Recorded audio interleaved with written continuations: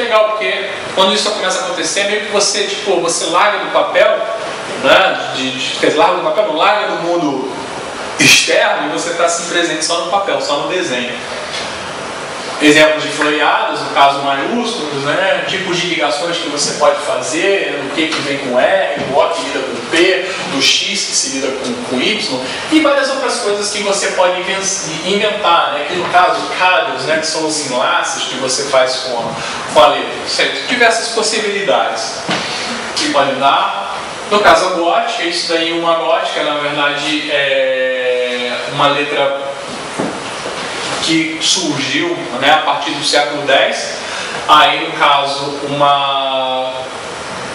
um exemplo de uma Gyllenhaal, que é uma letra gótica, mas baseada em desenhos bem mais posteriores. Isso aí já seria na época de Albert Dürer, né, que depois foi transformada pelo Zapf, que é aquele calígrafo que eu falei para vocês, que ele transformou essa letra, né, essa caligrafia em fonte.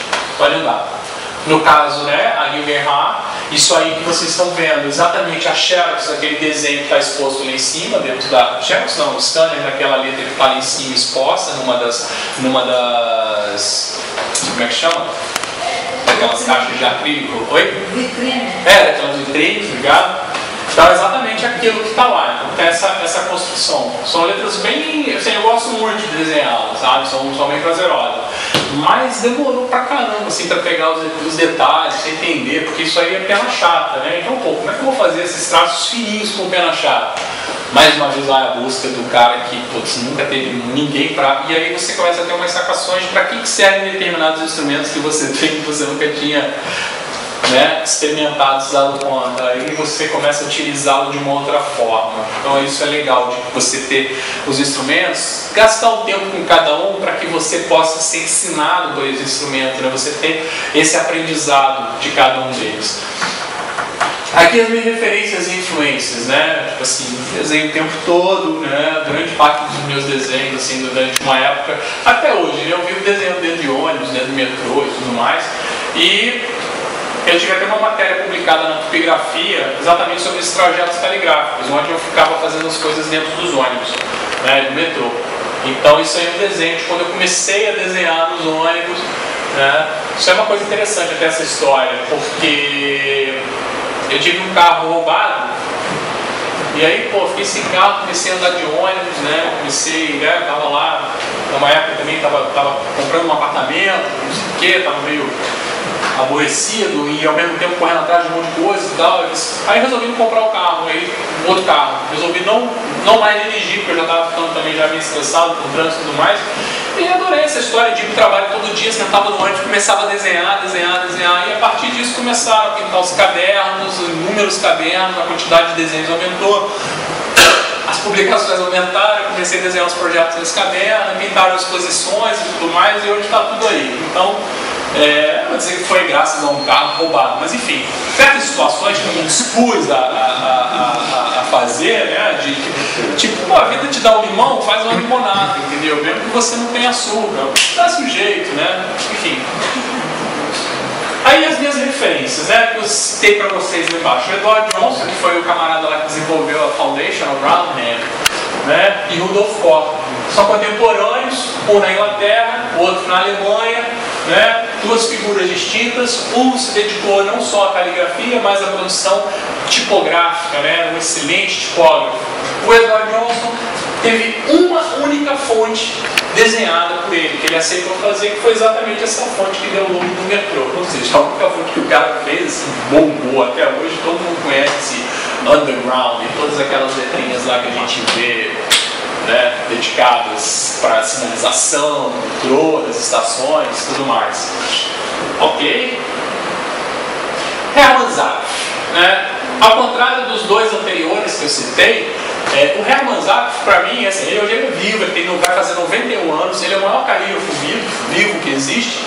E a definição que eu teria para o Zapf é o seguinte: enquanto o Johnson e o Koch, eu acho que foram caras que foram feitos para a caligrafia, né, foram pessoas que nasceram para a caligrafia, a impressão que eu tenho quando eu vejo o Zapf desenhando é que a caligrafia foi feita para ele.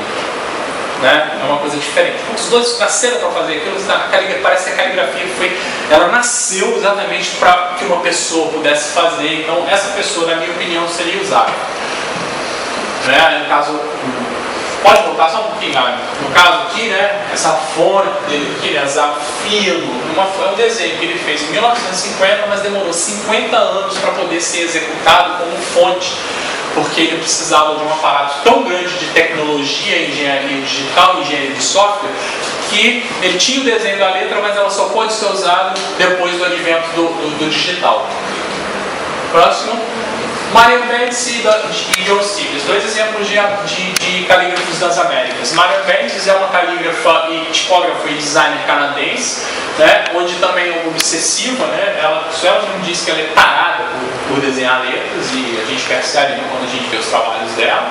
E o John Stevens, que é também um americano, um descendente de japoneses, mas assim, ele só faz caligrafia da vida, né? E o cara sabe tudo, assim, e o trabalho dele assim, é fantástico. Quando eu crescer eu quero ser igual a ele, né? Claude Dietrich, o francês, mas eu acho que o Claude hoje ele tem residência no Peru. Ele é fantástico, ele é conhecido como o mestre da técnica. É impressionante mesmo, eu já vi ele fazer umas coisas assim de você ficar pensando como é que o cara, tipo assim, ele escreve um texto, uma linha inteira, sem uma régua, sem nada, aquilo assim, tudo igualzinho. Ele vira o papel, escreve o mesmo texto, tipo assim, você não vê diferença de um para outro, é impressionante. Silvina Viola, né, já uma exemplificação. Peguei os dois porque estão na América do Sul. Silvina Viola é uma argentina, é uma pessoa com quem eu correspondo bastante, assim, ela tem um grupo chamado caligrafiar.com.ar, é o site, né, o grupo é Caligrafiar. E são 4 calígrafos que mandam ver a caligrafia de todas as formas e aplicam isso diretamente no design o tempo todo. E o Omar Augusto, meu amigo, camaradão, foi o cara com quem eu comecei a fazer esse curso de caligrafia, e hoje o Omar está na Holanda, né, ele é mestre em Type Design pela Real Academia de Haia. E aí um exemplo, né, a simplicidade, o cara pegar a caligrafia dele, que é linda, coloca em cima de um modelo de papel texturizado, de um papel marmorizado, isso serviu como fundo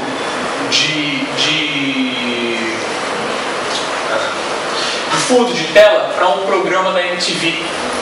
Tá? Ele é um designer excelente, tal, calígrafo, designer, fotógrafo e mó gente boa. Vocês vão conhecê-lo, vão ter vontade de conhecê-lo, porque eu quero mandar ele para cá. Shea Waters, Brodion Schwander. Shea Waters é uma americana, também assim meio obsessiva, né? Faz muita coisa, desenha muito, é ilustradora, tem um trabalho fantástico, domina todas as técnicas de alfabeto, conhece tudo, e para sacanear, o filho dela é calígrafo também e o cara também não fica atrás. Assim, a família realmente né? Deveriam ser presos os dois. Brodion Schwander, calígrafo belga, né? Americano, na verdade, ficado na Bélgica. O Brody é um cara que ele fez, eu não sei se vocês conhecem, já viram um filme do Peter Greenaway chamado Livro de Cabeceira, e ele foi o consultor de todas as caligrafias feitas por aqueles japoneses que faziam no corpo das pessoas. O Brody Schwander, além de calígrafo, ele é um pesquisador e é um linguista. Então é um cara que tem um conhecimento muito grande e tem um trabalho muito expressivo mesmo, assim, de uma beleza ímpar. Tá? E sim, ele trabalhou várias vezes com o Peter Greenaway, desenvolveu umas coisas assim. Ele botou a caligrafia em outro nível, assim, projeções da torre do aniversário da Torre de Bolonha, quando ela estava fazendo 1200 anos, assim, ele na hora caligrafando o texto que o cara estava digitando, que o cara estava falando, o cara projetando isso na torre enorme, ele dá uma calma ali, o cara falando as coisas e ele digitando, maravilhoso, né? Andréa Branco, calígrafa paulistana, gente boa pra caramba, já me convidou algumas vezes para fazer um workshop no ateliê dela em São Paulo. Já tive a oportunidade de ir lá 2 vezes, já tive o prazer de participar de uma exposição junto com ela e outros calígrafos também. É uma pessoa dedicada à caligrafia há mais de 20 anos, dá aula para designers,